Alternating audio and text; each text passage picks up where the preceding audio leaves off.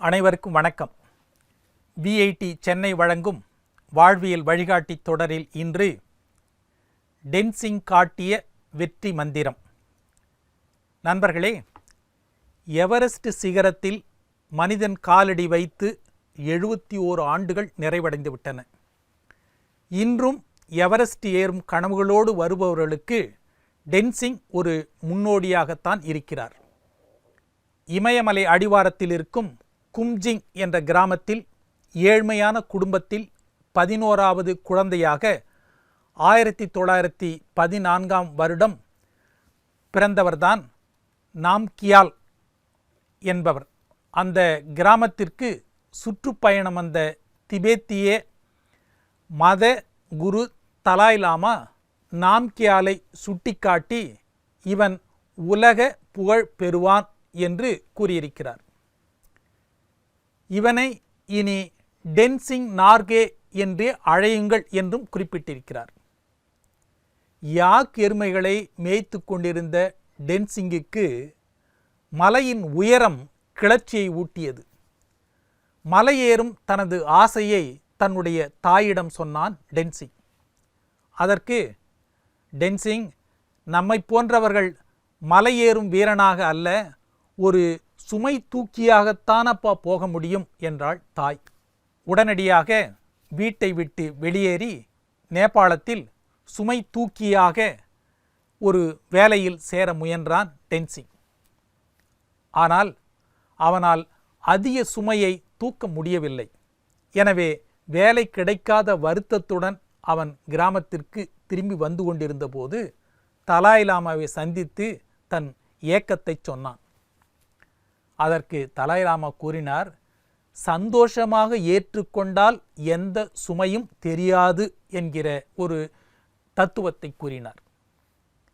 அந்த மந்திர சொல்லை மனதில் ஏற்றிக்கொண்டு தன் உடலை உறுதி செய்யும் விதமாக கோணிப்பை நிறைய கற்களை அள்ளி போட்டுக்கொண்டு சந்தோஷமாக சுமக்கத் தொடங்கினான் டென்சிங்.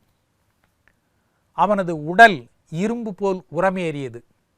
மலையேறும் சூழலில் சுமை தூக்கியாக 1937ஆம் ஆண்டு வேலையும் கிடைத்தது. மலையின் மீது குறைவான உணவே கிடைக்கும் என்பதால் பசியுடன் அதிக எடையை சுமக்க வேண்டும். அதிக குளிரான பனிக்காற்றும் உடம்பை ஊசி போல் குத்தும். பள்ளத்தாக்குகளை கடக்கும்போது பாலம் கட்ட வேண்டும். மலைச்சரிவில் ஏறும்போது கோடாரிகளால் பாறைகளை வெட்டி படி அமைக்க வேண்டும். இதை தவிர மிக குறைவான நேரமே தூங்க முடியும். சில நேரங்களில் பனி புயலாலும் பனிப்பாறைகள் விழுந்தும் மரணத்தை ஏற்படுத்தும் அபாயம் நிறைந்தது அது. ஆனால் இத்தனை சிரமங்களையும் மீறி மலைகளின் மீது சர்வசாதாரணமாக புன்னகை மாறாமல் நடைபோட்டான் டென்சிங். உயரம் செல்ல செல்ல மற்றவர்கள் சோர்வடைந்து விட இவன் மட்டும் உற்சாகமாக தனது இலக்கை நோக்கி போய்கொண்டே இருந்தான்.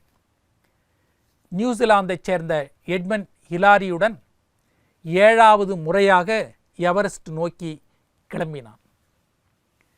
மிக கடுமையான பயணத்திற்கு பின் டென்சிங், ஹிலாரி இருவரும் 1953ஆம் வருடம் மே மாதம் 29ஆம் நாள் பகல் 11:30 மணிக்கு எவரெஸ்ட் சிகரத்தின் உச்சியில் கம்பீரமாக நின்றார்கள்.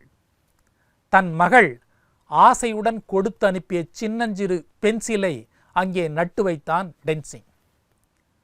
உச்சியில் என்ன கண்டீர்கள் என நிருபர் ஒருவர் டென்சிங்கிடம் கேட்க, அமைதியை கண்டேன், அமைதியை மட்டுமே கண்டேன் என்றான் டென்சிங். 1986இல் மரணமடைந்த டென்சிங்கின் நினைவாக அவரது உருவச் சிலையை டார்ஜிலிங்கில் உள்ள மலையேறும் பயிற்சி பள்ளியில் வைத்துள்ளனர். எவரெஸ்டில் படிந்துள்ள ஒவ்வொரு காலடியிலும் டென்சிங் நார்கே பெயர் பதிந்துள்ளது என்றால் அது மிகையாகாது.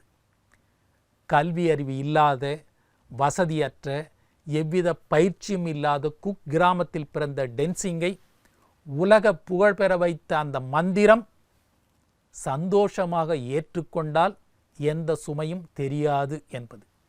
இந்த மந்திரம் டென்சிங்குக்கு மட்டுமல்ல, வெற்றி பெற விரும்பும் அனைவருக்கும் இதுதான் வெற்றி மந்திரம். சிறகுகளை சுமை என்று நினைத்தால் பறவைகள் வானில் பறக்க முடியாது. மனிதன் தோல்வியை சுமை என்று நினைத்தால் வாழ்வில் வெற்றி அடைய முடியாது. மீண்டும் நாளை சந்திப்போம்.